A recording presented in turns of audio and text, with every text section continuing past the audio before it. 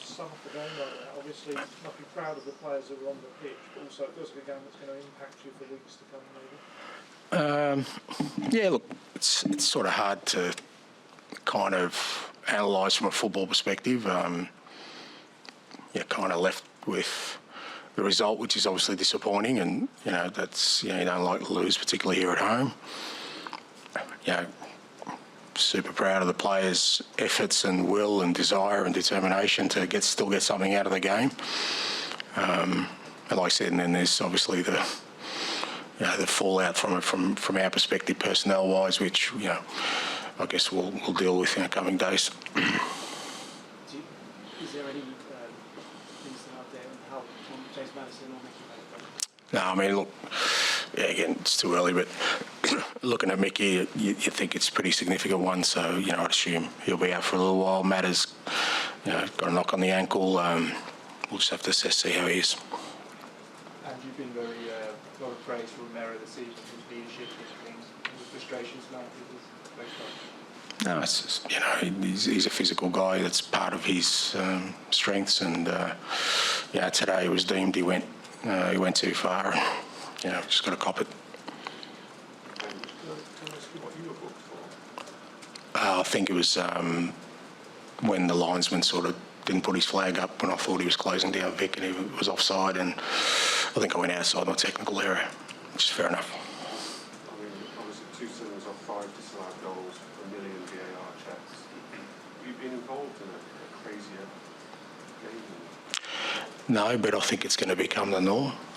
I think it's where the game's heading. I think it's, unfortunately, how we're going to have to,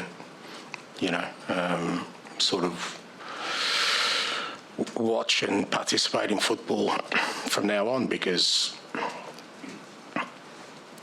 look, I've said it before, I don't like it. I don't like the standing around. I don't like the whole sort of theatre around, waiting for decisions. But I know that I'm in the wilderness for that. I'm kind of on my own. That in my 26 years, I was always prepared to accept the referee's decision, good, bad, or otherwise. And I've had some shockers in my career, let me tell you, and I've had some go my way as well. But I'd cop that because I just wanted the game to be played. But when we're complaining about decisions every week, this is what's going to happen. People are just going to forensically scrutinise everything to make sure that they're comfortable it's right, and even at the end of that, we're still not happy. So what does that mean? Well, that means that we're going to see a lot of standing around. And I just think it's just diminishing the authority of the referee. You can't tell me that referees are in control of the game now. They're not. The control is outside of that. So, but that's the way the game's going. So you kind of have to accept that and just try and deal with it.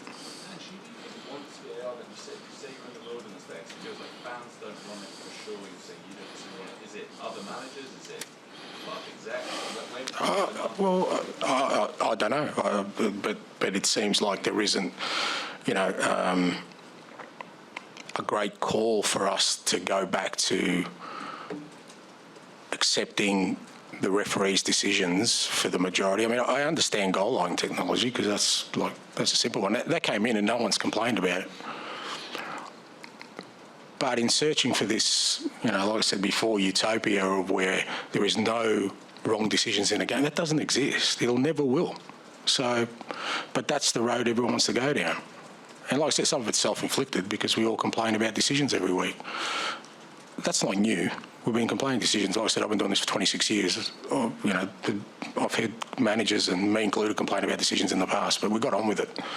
We didn't feel the need to, find some miracle cure for it. Now, like I said, I don't think that that's a viable option because we seem to have opened that door, allowed technology.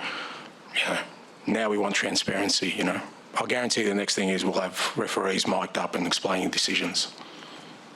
There's plenty of other sports you can watch referees do that. I don't think it's about football, but anyway, it's, like I said, I think I'm in the wilderness for that one. Do you think that the Premier League managers should get together through the LMA and try and teach referees how to referee a game? See, that's the problem. That's the problem.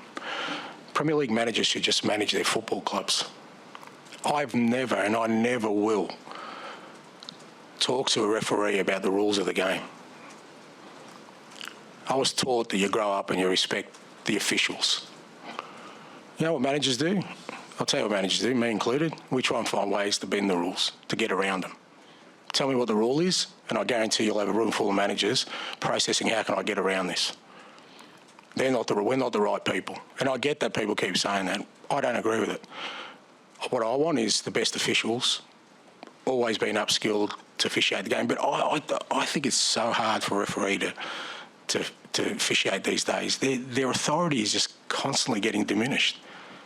I just don't know how. Like I said, I grew up afraid of referees. They're a bit like policemen, you know.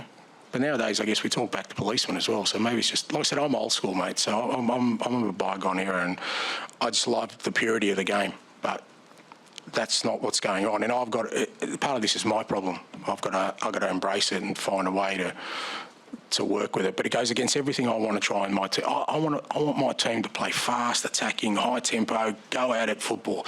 If we get a red card and it's a penalty against us, so what? Let's cop it. Let's go again. But then we have to stand around for 2 minutes to figure out whether something was offside or not. Let the linesman make a decision. Remember, it used to be the benefit of the doubt. Do we all remember that? To the striker. We all lived with it. The game didn't collapse. But like I said, I'm like an old man shouting at the clouds, mate. And you know, I'll cop it for that. But that's who I am.